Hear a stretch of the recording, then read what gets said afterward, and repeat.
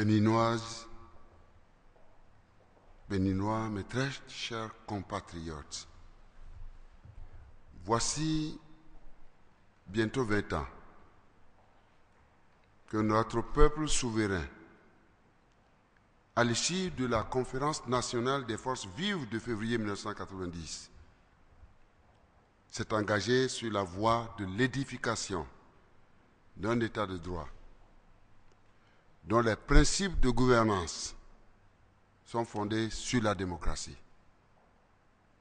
La Constitution du 11 décembre 1990, qui est la traduction populaire de ce choix, définit l'organisation politique et administrative de notre cher pays comme un régime de type présidentiel doté d'institutions de contre-pouvoir.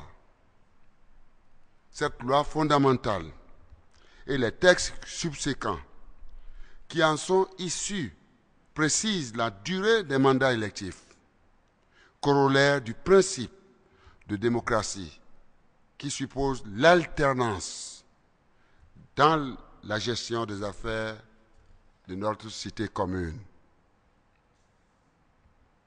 C'est ainsi qu'un organe, la Commission électorale nationale autonome, Sénat, a été créé pour assurer la gestion des élections dans notre pays.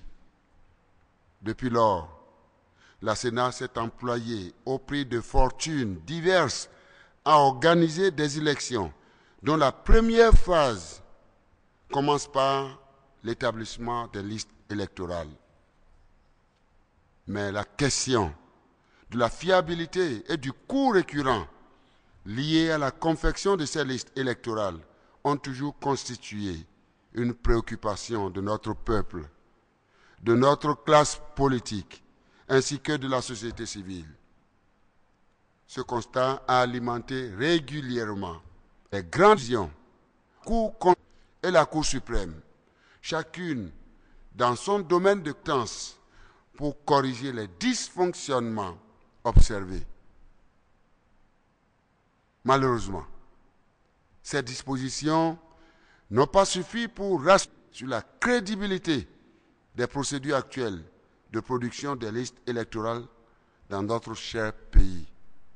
Les contestations nées de cette situation qui s'aggravent d'une